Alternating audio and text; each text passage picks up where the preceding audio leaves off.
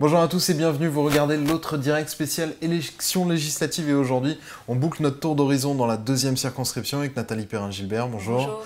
Alors vous êtes candidate du GRAM et puis aussi du PS. Votre positionnement politique a longtemps été incertain puisque vous rêviez aussi d'avoir l'étiquette La France Insoumise qui correspondrait peut-être plus à votre positionnement politique que celle du PS. Vous avez un regret là-dessus? Vous me prêtez beaucoup d'intentions ou de faits non avérés qui plus est. J'ai créé le GRAM en 2011. Je me suis présentée en 2014 aux élections municipales et je me représente aux législatives. Vous avez été exclue à ce moment-là du Parti socialiste. Voilà, et donc je me suis présentée sous une étiquette citoyenne que je garde. Et d'ailleurs à la préfecture, je me suis inscrite en tant que candidate citoyenne.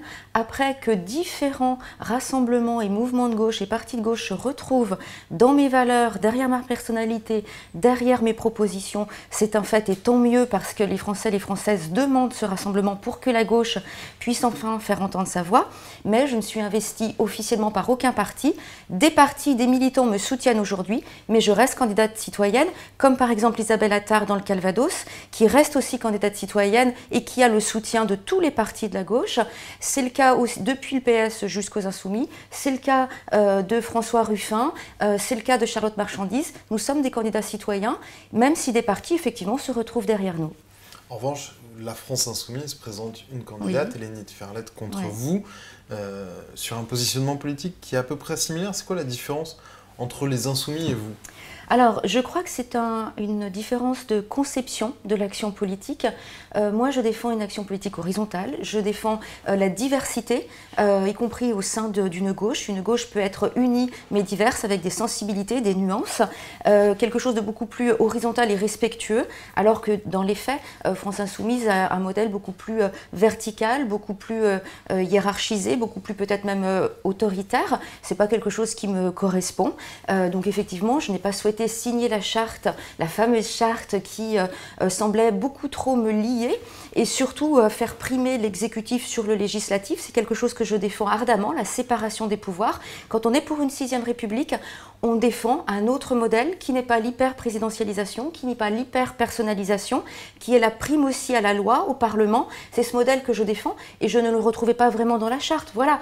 Après, j'ai bon espoir que nous nous retrouvions sur les 80% du programme qui peut nous réunir. Après, c'est vrai que j'ai aussi des différences sur la politique extérieure, sur la Syrie, et je voulais simplement faire entendre ces différences sans être ligotée. Je crois que je suis une femme qui a une parole libre, forte. Je veux garder cette liberté-là. Vous avez parlé de la gauche. Elle va jusqu'où, enfin, jusqu'à quel candidat sur votre circonscription, puisque donc il y a les Insoumis, et puis aussi pour La République En Marche, Hubert Julien Laferrière, qui est socialiste à la base. Oui. Aujourd'hui qui est menacé probablement d'exclusion. Je n'en sais rien. Je ne sais pas ce que cataloguez à gauche le candidat d'Emmanuel Macron sur votre circonscription? Non, bien sûr que non. Et on le voit. L'homme ou le candidat? Mais peu importe, on ne peut pas sans arrêt avoir des grands écarts et jouer à être un homme différent. Pour moi, l'homme est le même que le candidat. Et moi, je suis une femme engagée en politique et je me considère unie. Je ne suis pas une femme différente que la candidate. Bon, monsieur Laferrière défend des idées, ce sont des idées de droite, c'est qu'un homme engagé à droite. Et le modèle que nous avons à Lyon est quand même une politique pour le moins de centre droit. D'ailleurs, le maire de Lyon ne s'en cache pas. Et Lyon est le berceau du macronisme. Donc très clairement, pour moi, le candidat Macron est un candidat de droite. On le voit là avec toutes les discussions qui repartent sur la loi travail, où on voit bien que c'est un démantèlement de notre protection sociale qui est préparé. Finalement, c'est un retour en arrière, c'est les années Thatcher, on est sur un projet finalement assez ancien, très libéral, très de droite. Voilà, au moins les choses sont claires.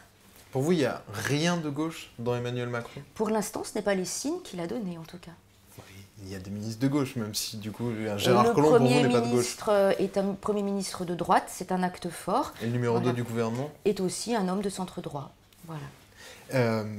Comment vous comptez remporter cette circonscription? En 2014, vous avez gagné votre pari sur le premier arrondissement, qui est l'arrondissement, on va dire, peut-être le plus insoumis, le plus rebelle de Lyon. La circonscription englobe le premier, mais il y a aussi le deuxième, le quatrième, un bout du 9e. Alors vous savez, j'ai une parole forte, et j'ai une parole forte depuis de nombreuses années. en conseil municipal à la métropole qui excède largement les frontières du premier arrondissement. J'ai une action qui est menée sur le premier. Nous sommes le seul arrondissement de Lyon, par exemple, à s'être déclaré hors TAFTA, hors CETA. Nous avons mis en place des projets en matière d'économie circulaire. Nous sommes le seul arrondissement à avoir un conseil d'arrondissement des enfants qui associe les jeunes et les enfants à notre politique locale, à nos choix. Voilà, donc nous avons des actes politiques forts sur le premier. Et puis parallèlement, j'ai une parole politique forte à la ville de Lyon que les Lyonnais et les Lyonnaises me reconnaissent, bien au-delà des frontières. Quand je vais sur le 4e, quand je vais sur le 9e, quand je vais sur le 2e, souvent les personnes savent qui je suis et savent qui je suis au regard des valeurs que je défends. Et je crois qu'aujourd'hui, dans cette période de confusion, où effectivement certains disent ni droite ni gauche, mais pour mieux cacher un autre projet, les citoyens me sont reconnaissants de cette ligne de conduite et de ces valeurs auxquelles je n'ai jamais renoncé. Donc moi, j'ai un discours finalement assez clair vis-à-vis de ces personnes. Il ne s'agit pas seulement de donner sa chance au président de la République, ce que je peux entendre ici ou là. Il s'agit de vous donner votre chance d'avoir des députés qui vont vous défendre, qui vont défendre vos diversités, qui vont défendre vos droits, qui vont défendre votre protection sociale, qui vont défendre l'hôpital public, qui vont défendre la culture pour tous. Voilà. Et c'est un contrat de confiance finalement. Et je crois que j'ai cette confiance et c'est aussi le dialogue avec les citoyens. Quand je parlais tout à l'heure de faire de la politique autrement et de manière horizontale, quand je réunis sur des places publiques 250 à 300 personnes auxquelles je donne la parole, je leur dis pour vous la gauche c'est quoi? Et on voit toute une place où sont réunies 300 personnes qui se met à dialoguer, les gens parlent et la parole émerge. Et moi finalement je ne suis que le porte-voix de cette parole commune. Il se passe des choses pendant cette campagne. Je ne suis pas en train de cogner sur un camp plus que sur un autre. J'essaye surtout de libérer une parole et de trouver une manière de la traduire politiquement. Et il y a ce grand besoin aujourd'hui que je ressens et qui excède bien le premier arrondissement. Et je veux être ce porte-parole-là. Et on verra dimanche soir dans la soirée électorale qui sera à suivre sur lyoncapital.fr si ce besoin que vous sentez s'est matérialisé. Merci beaucoup Nathalie Perrin-Gilbert d'avoir répondu à nos questions. Et surtout dimanche, allez voter. Au revoir.